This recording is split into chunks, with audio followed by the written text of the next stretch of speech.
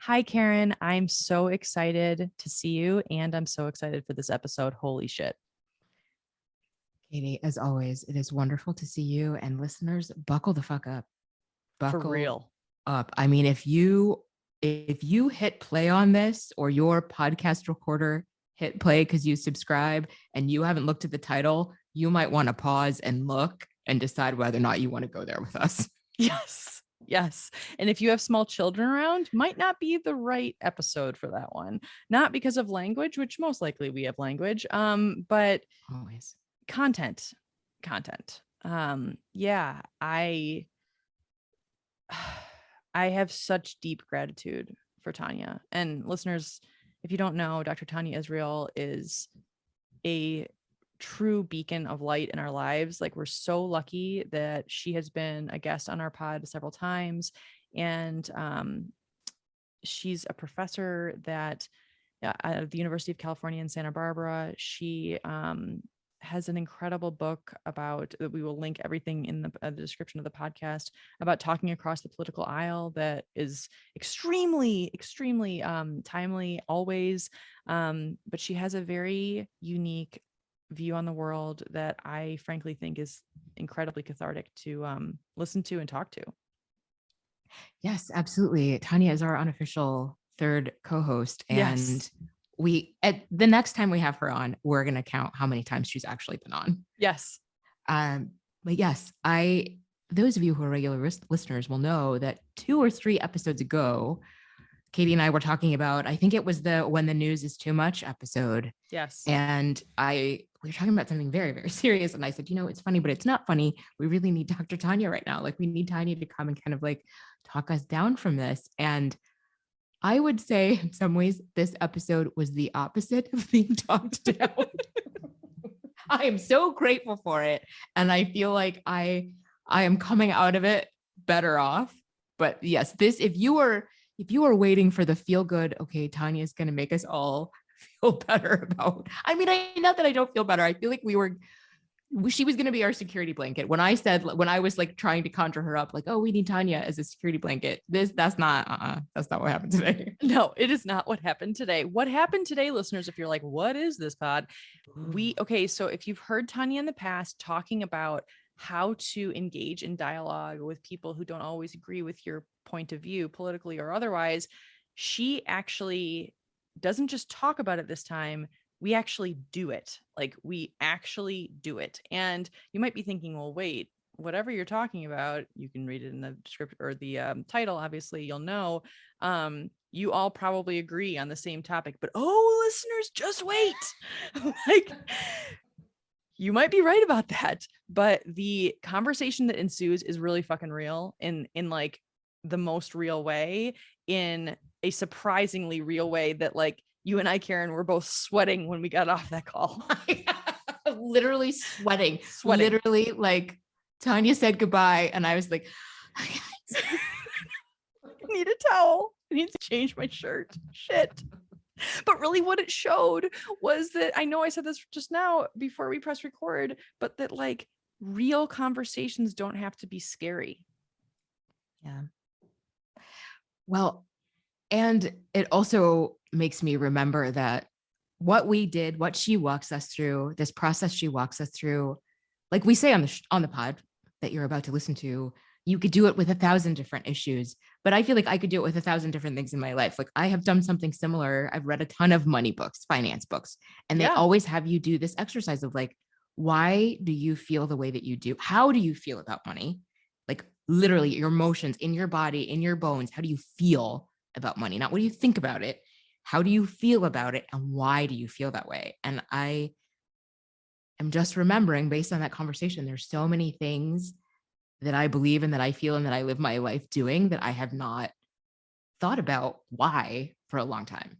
Yes, I love that example. Like, the surfacing of like our deep held beliefs, I don't think we do ever. I mean, ever. Like, I definitely live in an echo chamber of my own thoughts. And like, I only talk to people who believe the stuff that I believe, like, which I'm not proud of. And I definitely am never questioned, well, why do you believe that? It's more about like, well, of course you do. And this and this and this, and this is why the other person's wrong. And this is this and this. And that's all it is.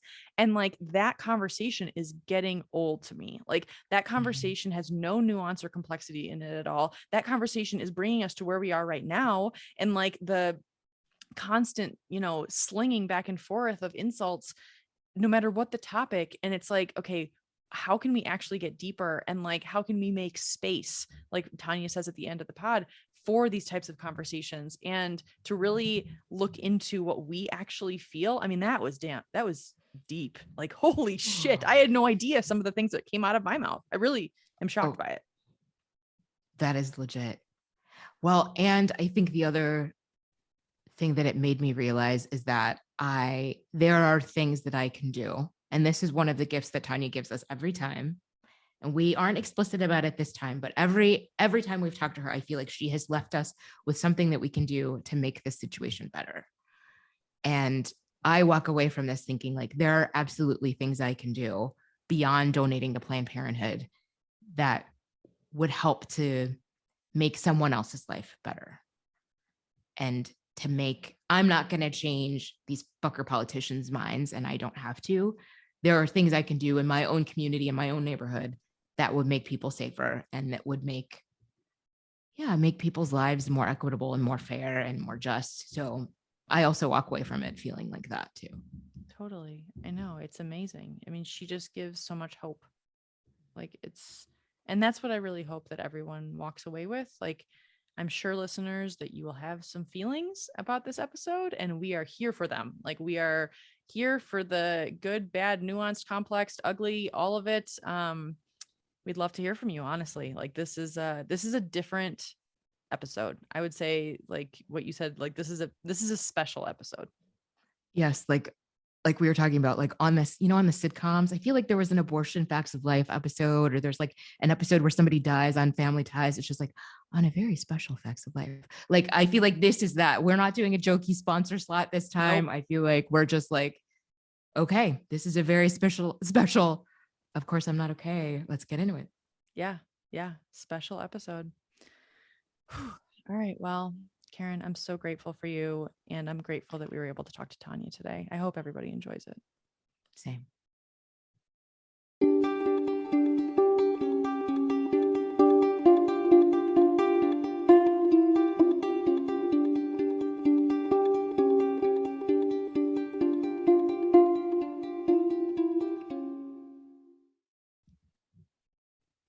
Hello, Tania. Welcome back. We're so happy to have you.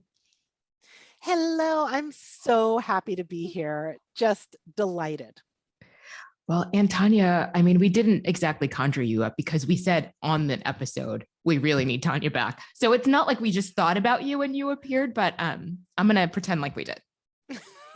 Seriously. I'm going to pretend. Well, you know that sometimes you don't even have to do that. You're just like talking about something that makes me go, ooh, I have something to say about that. I'm just going to reach out to Katie and Karen and invite myself on the pod. So we can always be conjuring each other up. It is wonderful to be here. My here. gosh. I'm so glad we're conjuring each other. I'm so glad that you feel comfortable, Tania, emailing us and saying like, what about this?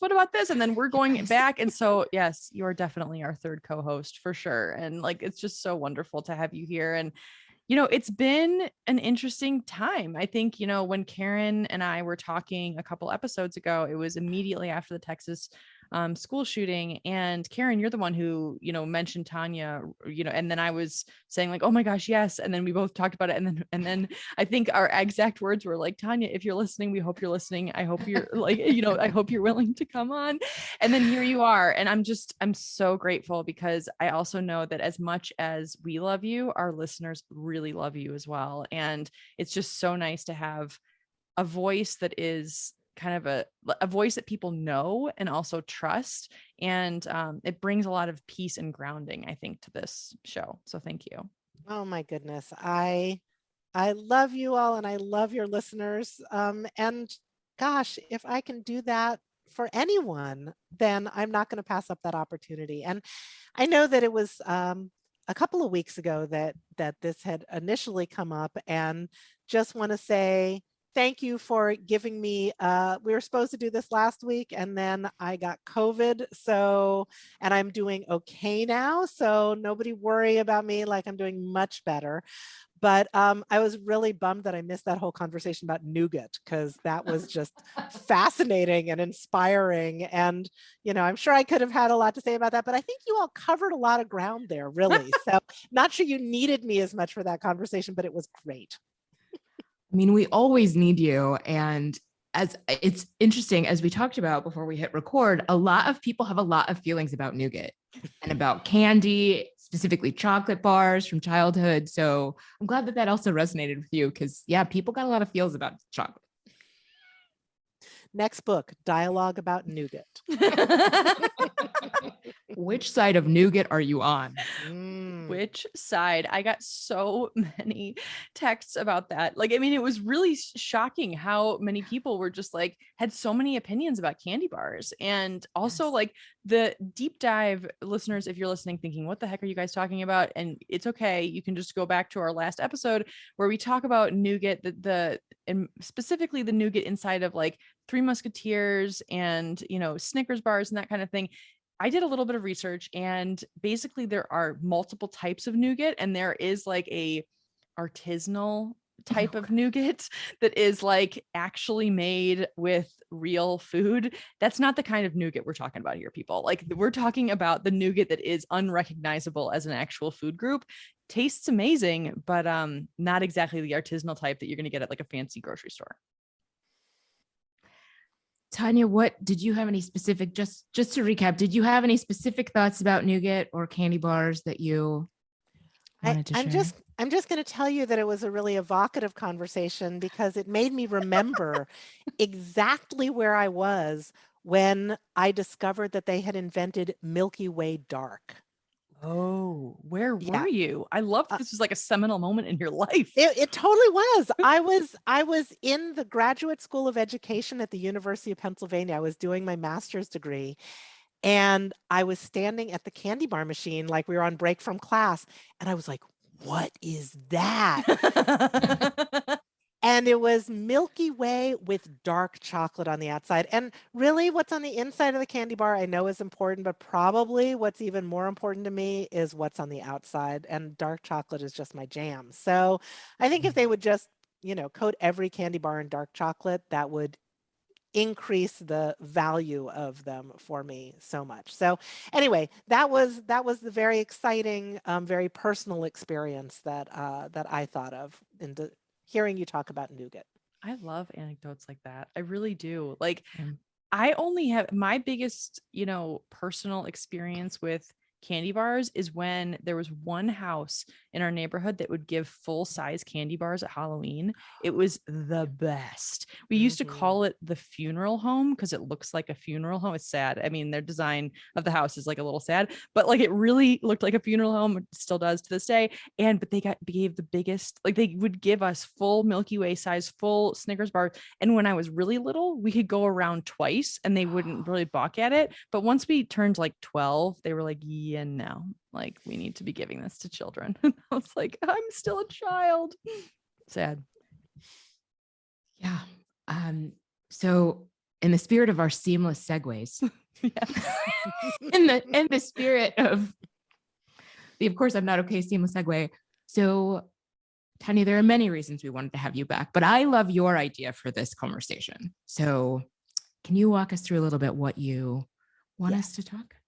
I am happy to do that because there is so much going on in this world right now that feels like it's not just like I'm not okay, but wow, things are just not okay. There's so much sadness around gun violence.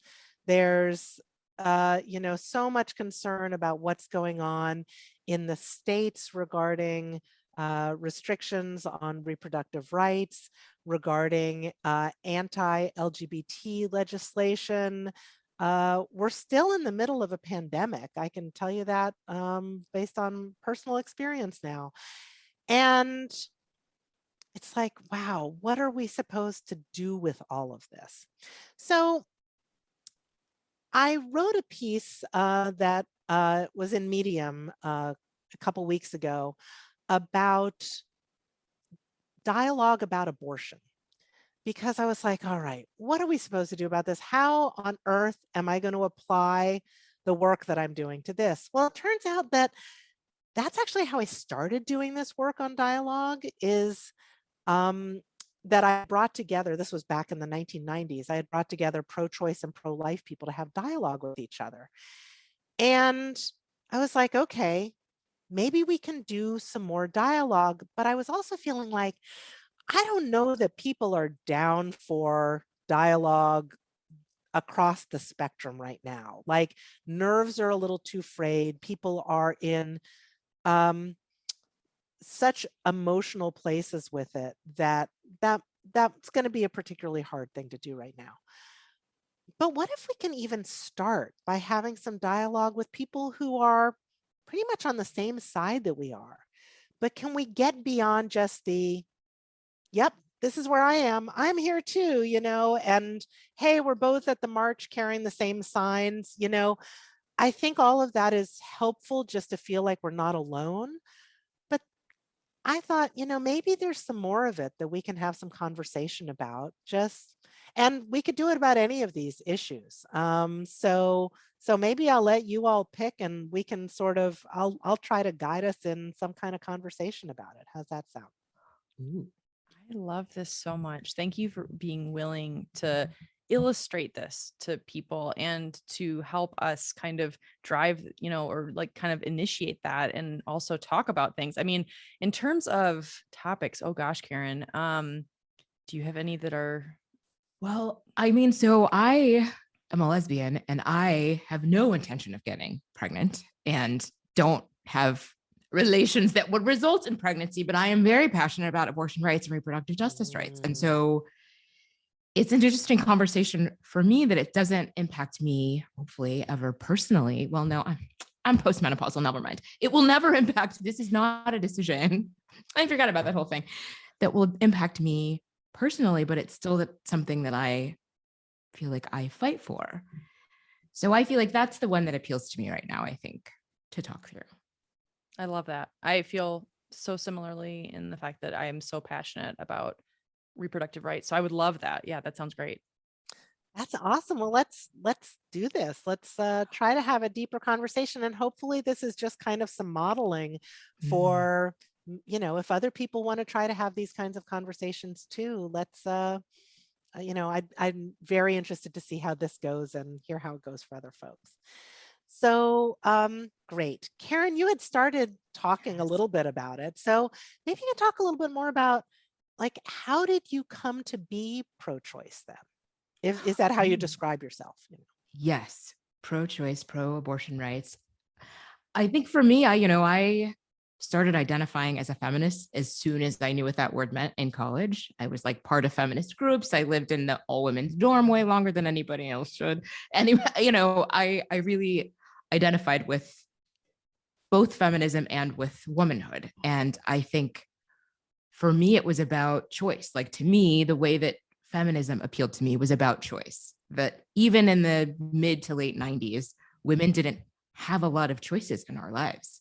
There were a lot of boxes we were supposed to fit in. There were a lot of labels we were supposed to expect. And there was a lot of other people telling us how to be out in the world. And so this notion of choice, like, if you want to stay at home, if you want to graduate from college and stay at home and raise a family and never have a career, that's great for you. But I don't want somebody telling me that that's what I have to do. So I think that's kind of how I came around to it, is like, I don't want anybody telling me to do what to do with any part of my life, let alone my body. Yeah. So pro-choice, like that verbiage, is a really good fit for you, and that it's so much about autonomy and women's bodily autonomy. And that's very much connected with your feminist values. Yes, exactly. Yeah. Yeah. How about you, Katie? How did you come to your views on abortion initially? Yeah, I think for me, I think it comes back to me to Planned Parenthood. Like, when I started having sex, I did not feel comfortable going to a doctor and talking about it and getting birth control. And so I went to Planned Parenthood, and I will never forget going to Planned Parenthood and asking for birth control and really leaning on the gynecologist that was there with me as almost like a counselor. Like I just felt like I couldn't talk to anyone about it. And this is not a knock on my parents who I know listen to this podcast. And this is not a knock on anyone in my life. This is truly like my own journey. And I remember not even knowing what Planned Parenthood was. All I knew was that is a place that I could safely go and get birth control.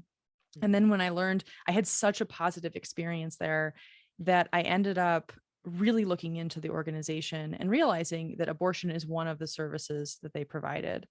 And I had not really thought about abortion at the time. And I never, I just don't think it has ever truly occurred to me to be against it.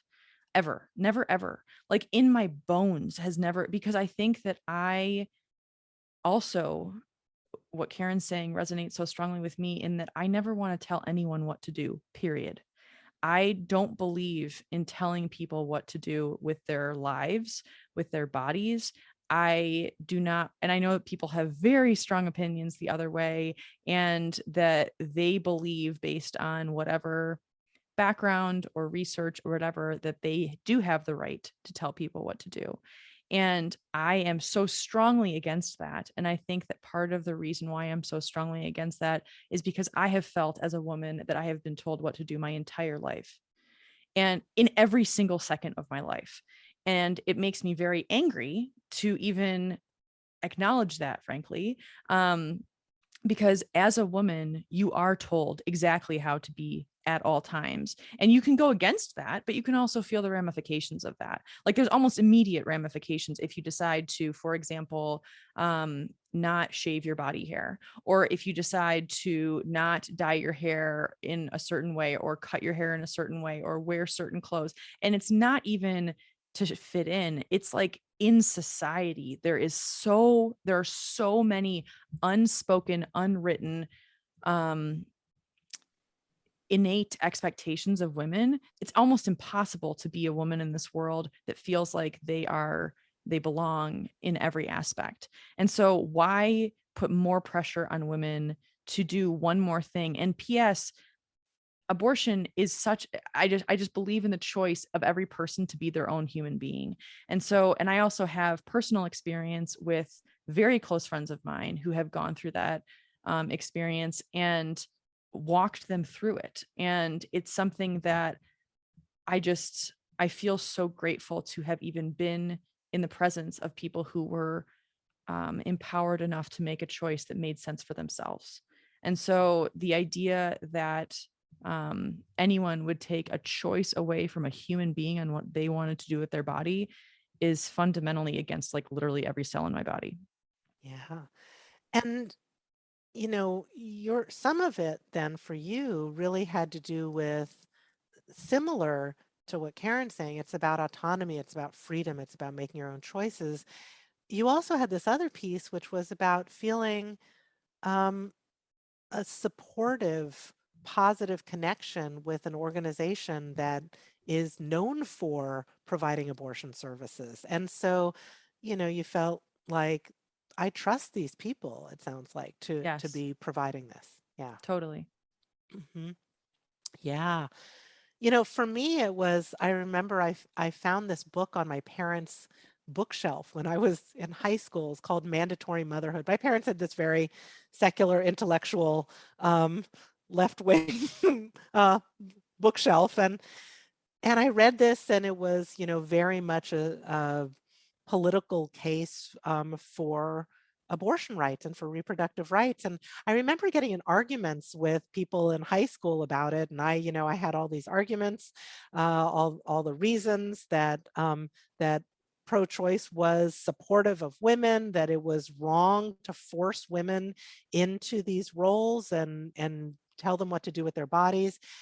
And so there was sort of a cognitive a, approach that brought me into it.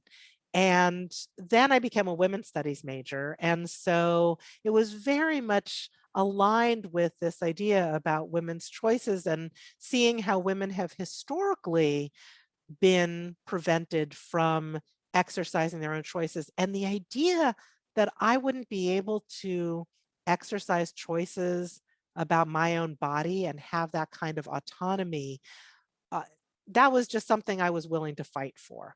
And so, I would go to marches and I would do all these things. And my first job out of college was working in a clinic that provided abortion services as well as other kinds of reproductive health services.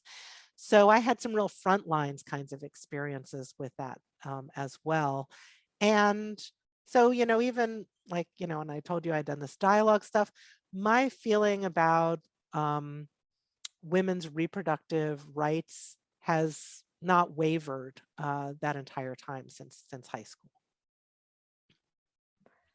I love this conversation. I just love this question because it is one of those things that I've had this opinion, like you're saying, for so long. I haven't thought about it again. I made up my mind 30 years ago and have never revisited how I got there. And it's so interesting to think through it right now, to hear both of you talk about it. And it's not just a personal thing because it's personal to our bodies, but it's personal because it's so much a part of who we all are. It's just interwoven into who we are and how we view the world and how we view being women. And I will say that there are people who get abortions who are not women. So I want to address that, but we're using women, kind of as a very blanket way, but it is a really interesting conversation to have because I've never thought about it again. So I'm curious then, thinking about that, what's it like to sort of look back on how you originally came into your views and think about where you are now? Have there been, I don't know, places along that journey where you've been affected by other things along the way, or would you think about it differently now than you would have then? Ooh, I mean, yeah, this is so interesting. I think I second absolutely everything you're saying, Karen, because I have such deep gratitude, Tanya, for you to even ask this question. It's so, like you say, Karen, it's so much part of like who you are. It's so much part of who I am that I don't even think about it. Like, it's like talking about if I have a right hand, like that's how ingrained it is in who I am as a human being. And it's like, but thinking about my journey with it makes me very emotional. It actually brings up a lot of anger for me. And for me, as someone who is in a relationship with a man, and I think if there's anything that has changed at all, it's this conversation around, I don't even know how to say this properly. So Tyler and I can't have children, and we're not physically able to. And there is a conversation. The only thing that I think has changed since I went to Planned Parenthood when I was a teenager is that because like, I think that there's something that has changed in me, where sometimes I hear about people who also cannot have children and they get very upset about the concept of abortion, that other people can get pregnant and then do have an abortion. And that has just never, like, I've always watched that from afar and just thought, like, how interesting that like that would occur to them, that they would be upset about it. And in no way am I trying to make anyone wrong about their experience, because yet again, doubling down on what I said earlier about like people can have their own experience, be who they want to be. That's just not how I experience the world. And so I think that's something that is a little bit different. And I'm not saying I'm better than anyone else because I don't have those feelings at all. I'm not saying that, but it's just interesting because that has entered the conversation since I decided that I was pro-choice. Thank you for sharing that, Katie. I know it's not a fun thing to talk about, and I know it resonates with a lot of people, and it's something that we are not encouraged to talk about. And so thank you for that. And, I think for me, what I just thought of, that's so, it's just such an odd thought to have surface 30 years later, is that I think before feminism in my life, before I really understood what choice meant and bodily autonomy meant, and before I started having sex, I think there was this part of me that was very judgmental about this. Like, how could you get yourself into a situation where you had to do this? Like, I think young Karen, there was a stage in young Karen's life where that is what I thought.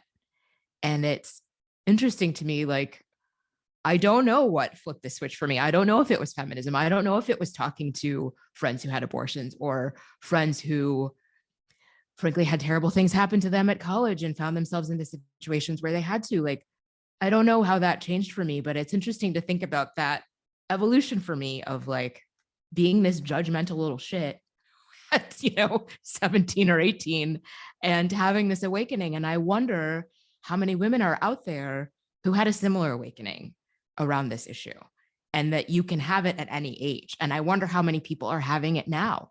Like, it's one thing to be strident about it when Roe is there and safe and you have it as an option, but how strident are you about it when that option is now gone? I don't know. Wow.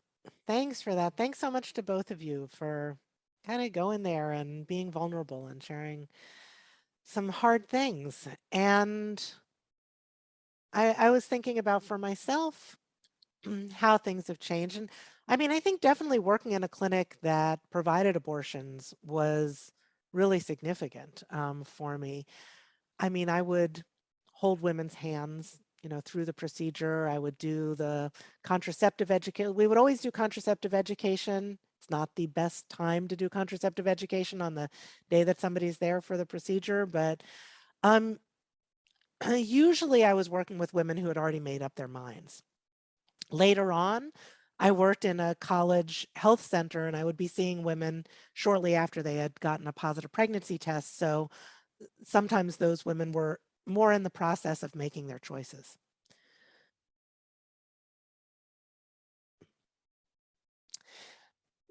And one of the things that I really got was it's not taken lightly. It's not taken lightly by the providers. It's not taken lightly by the women who are going through it. And it's hard. And it's not trauma. It's not easy, and it's, I mean, in some ways also, um, certainly giving birth and raising a child, or giving birth and putting a child up for adoption, is also hard. Like any of those decisions, any of those things that you might do when you're faced with an unwanted pregnancy, I think, or an unintended pregnancy at least, are challenging. So I think all of that complexity of it came in for me. I was also aware that, like, when the patients were coming in on the day for their procedure, they had a lot of emotion, and I absorbed a lot of that. I didn't know how not to do that at that point in my personal and professional development. And so that was hard. It was hard for me also. Um, so I think that that's a big piece of it, that I sort of carry this like emotional tenderness around the people who are going through the procedure. I also recognize, it's not ideal. It's not like I'm not pro-abortion. I'm not like this is a great thing, because it is hard. And it was hard. I remember when there was, the 17-year-old who came back again like 6 months later. It was hard when I was talking to the woman who said, if I weren't in here, I would be outside with the protesters. And I know that we can look at that and go, oh my gosh, how terrible, what a hypocrite. But I'm just like, oh my God, how hard for her. And so I really think that there's just so much complexity to people's individual experiences with it. And people are, um, I don't know, just living all of that and just thinking about all of the complexity that people are living in it. Thank you for sharing that, Tanya. I think, wow, I wish the listeners could see Karen and my faces when you said what you just said about that woman who, if she wasn't in the clinic, she would be out protesting. I mean, that just shows, that is such a beautiful illustration of the complexity of this conversation and the needed complexity of this conversation. I think that there's, there's so much that is just put in the right category or the wrong category, depending on where you sit. But there's so much humanity that's actually in the middle. And it's so wonderful. Thank you for telling us that. I think one question I have, if you don't mind me asking a question within these questions, is about, the people. And I guess what I'm trying to say is, like, frankly, the anger that I feel for around politicians who have such, strong beliefs on this. And I guess I'm wondering, is there complexity there, or is there a way, even though a politician is not sitting here with us today, to think about that in a different, nuanced way that could actually be helpful to kind of see this in a more holistic way than just vilifying I don't even want to say their names, but people know them, the people that are so against the rights of women who are in places of power. I think the thing that changed for me most weren't my feelings about abortion, but were my feelings about people who had different views than I did about abortion. And that's really what the dialogue that I was engaged in helped me with, because I would sort of look at somebody else's views and I would evaluate it based on my values and my experience. So I remember I met some people who were um, pro-life feminists, and I was always like, well, you can't be a pro-life feminist. That's an oxymoron. And which is really easy to say, but to actually say to somebody, well, tell me about that. Tell me about your beliefs. And to hear somebody sort of talk about how they were viewing things and understanding things from their experiences and their values. And I was like, oh, wow, the conclusions that they come to are completely logical if you start where they start. And if I'm evaluating their conclusions based on my criteria, it's just the wrong metric. And it was really helpful for me to hear more of that depth and complexity to what their views were. And sometimes they would talk about, well, women are sometimes pressured into terminating a pregnancy, either by a parent or a partner or by their circumstances in society. And I'm like, I can't argue with that because I know that to be true. And so that I don't think that means, oh, everything I say is invalid, but I also don't think all the things that I think make everything that they say invalid. That's part of the complexity that I see about all of this. So when I hear somebody who is pro-life, I'm like, oh, tell me more about that. Like, I want to know more about where you're coming from. I'm not going to make assumptions about what that means to you. Okay, so then you're asking about politicians. So there's politicians and then there's the rest of us. So most of us are not politicians. Most of us are not political strategists. Most of us are not spokespeople for a movement. And so I'm just going to set aside that actually rather small minority of people and say the rest of us, I think, have a lot of complexity that we might be willing to express if we were in this kind of conversation. It's much harder for people who are doing this publicly, frankly. It's much harder for them to say something that's more nuanced. I mean, honestly, like, we don't let them. It's it's not what we want to hear from the people who are the leaders. We want the clarity. And I mean, I think unless we are having these more complex conversations, we're not going to allow for them to deal with these issues in more complexity and nuance. I would love to believe that some of the politicians I'm watching have complexity and nuance to them, but I don't know that I do. But that is very helpful. And I love this idea of Right. Like you've always been telling us to have conversations with people and to have dialogue with people. And it obviously is really helpful to view a person as a person. And I also love this idea that it's really easy to go through life thinking, well, if something isn't a problem for me, then it's not a problem. And applying that lens to everything. And it's harder to stop yourself and realize like this person's experience could be wildly different than mine, is wildly different than mine. And I just love what you said about that math, like, or the metrics of it. And I think there's so many things that are coming up for me. I'm looking at my notes. Hold on. Oh, one of the things that also came up for me, Tanya, when you were talking, is like one of the things that's been heartening to me in this is realizing how much support we've built around abortion now. That there are women like you who work at clinics who hold people's hands. You can hire an abortion doula.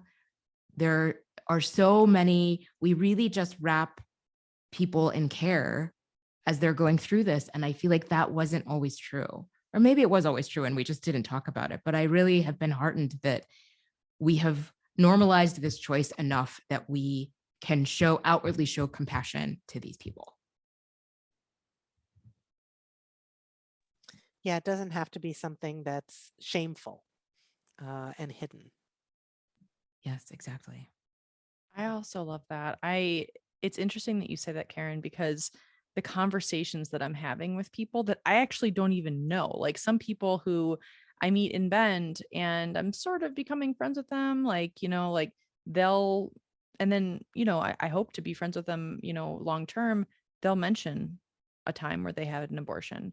And it's kind of like, it's a conversation about their life.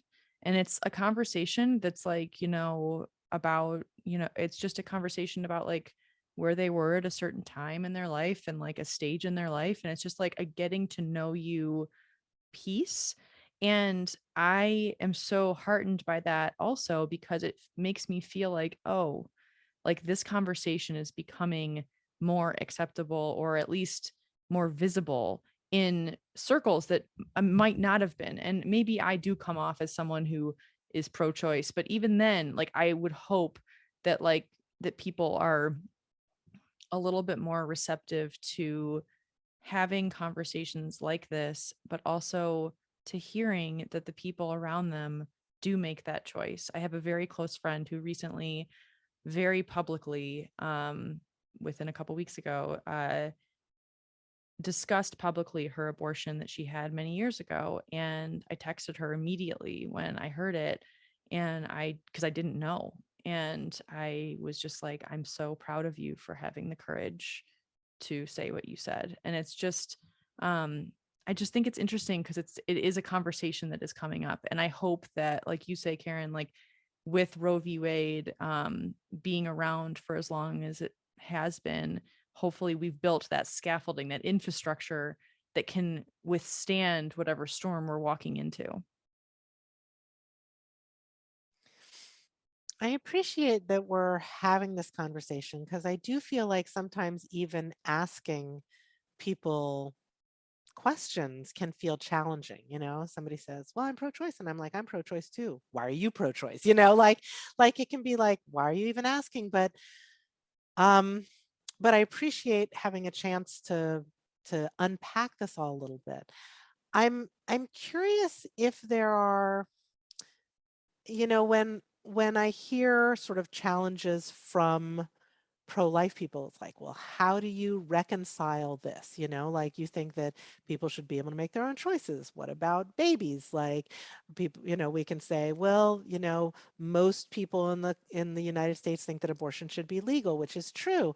Most people in this country also think that there should be some restrictions on abortion. So are there restrictions that you feel like would be appropriate or that you could support? So I'm just kind of curious if there are aspects of that I don't know, you want to talk about it all or anything you want to address.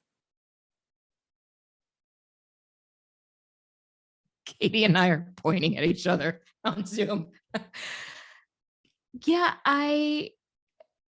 this issue of choice. I mean, and then I I come back with, I'm not answering your question, Tanya, but what comes up for me, this whole, oh, you're talking about choice. Well, what about the baby? And I think, okay, well, walk me through. Y'all don't want sex ed. You don't want comprehensive sex ed. You don't want to make birth control available at all. You certainly don't want to take care of children born to low income people who can't afford to take care of them. We don't have good early childhood education, like all of these things. Like you treat these babies terribly when they arrive, and yet you want to force them into the world. Like that to me is like, that's how I counter the, what about the baby story? Okay, well, what you gonna do with these babies when they're here? Like I used to work for child welfare. I worked for DCFS, the Illinois Department of Children and Family Services, in child welfare. Like I watched and heard about every single day what happens when you don't give people the resources to raise their children safely. So I don't know. That's what comes up for me. I didn't answer the question, but Right. Like, let's talk about paid medical leave. Like, let's talk about like, what is happening with so many broken systems in our country that, to your point, Karen, they do not take care of the family. They do not take care of the child. Tanya, your question is, oh boy, the reason I pointed at Karen to answer it first is it's tough because I think that it's testing me, I think, because it tests my conviction of telling someone that they can choose whatever they want about any aspect of their life, carte blanche. And yet I do find myself pro restriction in terms of, a late term, I don't actually know how common, which I don't think it's actually very common, and I don't actually have the research, but I think it's extremely uncommon to even entertain something like that. And so, yeah, I mean, I think that for me, pro-choice with the restrictions around an early term pregnancy is the ideal scenario. And yet, yeah, I also stand by I can't tell people what to do. Yeah, I think it's really tough, and it clearly brings up emotion. And I mean, when Karen, you're talking and you're like, well, and you this and you, and I'm like, who are you talking to here? There's sort of this imagined pro-life person who you feel like is accusing you of something, it sounds like, right? yes, absolutely. Or who is not even accusing me of something, but saying, I I don't want women to have this right. And I also don't support any of the things that would make it easier for people to have children. And I guess I'm talking about, well, you for me is more about politicians, more about policymakers, more about people who have the power over these rules in our lives, who want to restrict abortion and want to cut the budget for DCFS, who don't want sex education in schools and want to, again, restrict abortion. Like I feel Right. like that's maybe who I'm thinking Yeah. of, the you. Yeah. And we don't have to have all of the conversation today because, I don't know how many hours people want to listen to this podcast. I would be happy to listen to it for hours and hours, but um, you know, s- I I think it's an interesting question to hold, to say, not that somebody else is asking, but what if we ask ourselves that? What if we're asking ourselves, well, like, are there any lines that I feel like shouldn't be crossed? Are there any um, uh, qualms that I have about any of this? Even if it doesn't change my view and my politics, is there anything that makes me go, I'm just not comfortable with that? And I would guess that that's true for a lot of people, that no matter how strongly you feel on either side or any side of this issue, that there may be aspects of that that make you uncomfortable. And I would love it if we can inquire into ourselves around that, because I don't think this is an easy issue. Um, and And I don't think that we have to ignore all the complications of it or set them aside or push them aside in some way to feel clear in our values. So I just kind of want to encourage a little bit of that. Thank you for that. I think that this is so interesting to, I know we've talked to you before, Tanya, about this conversation around having dialogue with people who don't agree. And I never, or, people who have different views, I never thought that I could feel this much charge with two people that I love and have similar views to me. Like, that's so interesting. It's like, it's also interesting. It's an interesting exercise, I think, because I can't direct my anger at the two of you. And it makes it so that I have to really think myself, like truly, like you just said, like think about yourself and ask those questions of yourself and be honest with yourself. And it's so easy to, make someone else the wrong person when like it's just an easier thing. Like it's easier to create a punching bag than to actually like be silent and still and introspective about your own thoughts. And I'm kind of stunned, honestly, like at the power of this. Like, this is really like this exercise is fascinating. I would love to have this exercise with you on 1,000 topics, gun control being one of them also. And it's just fascinating to me because I think this has been illustrated in media where, there's a moderator between people who have a difference of opinion and it becomes a fighting match. I mean, this is generally speaking, and really not that much nuance actually comes out of it. And so to have a conversation with the two of you who have similar sensibilities and to actually have learnings come out of that is so fascinating. Like, thank you for that. Thank you so much for being willing to engage in this. I will come back for the next 1,000 episodes and we will do all the other topics too. I actually think it would be amazing to talk about gun control and gun violence after we've just had this conversation where we're all like, we don't like to restrict anyone's autonomy. We want people to be able to make their own choices. And I'm wondering what kinds of things we might be saying about guns that might sound really different from that.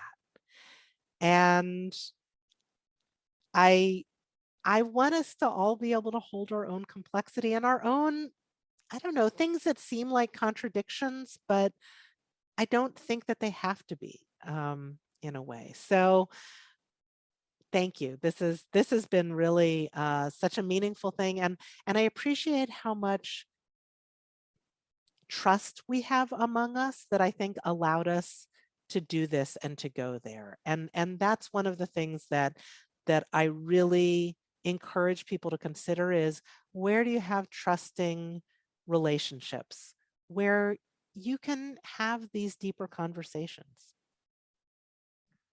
and learn about yourself and learn about other people. It's really just like we're all saying, like it is really eye-opening.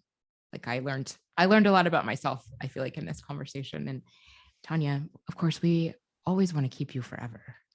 Always. We do. We have to unfortunately be respectful of your time. Where can people find you other than multiple? We should have counted. You're like you're our Steve Martin. Yes. You're definitely the guest who has been on the most times. Yes. At least 5, I would think, right? I think it's at least. Next time, we'll know next time we'll you know, come on. walking in. Yes. Okay, excellent. Well, I've enjoyed every single one of them, however many there are. People can find me on TaniaIsrael.com. You can follow me at Dr. Tania Israel. And yeah, and there's even a place on my website where you can share your experiences with dialogue. So if you have any of this kind of dialogue, I'd also love to hear about that from you. Amazing. Thank you so much, Tanya. Thank you. We'll definitely be in touch and contact about the next time we can have you on whenever you're available. Thank you so much. It's just been absolutely wonderful. Listeners, we hope you enjoyed it as much as we did. We'll see you next week.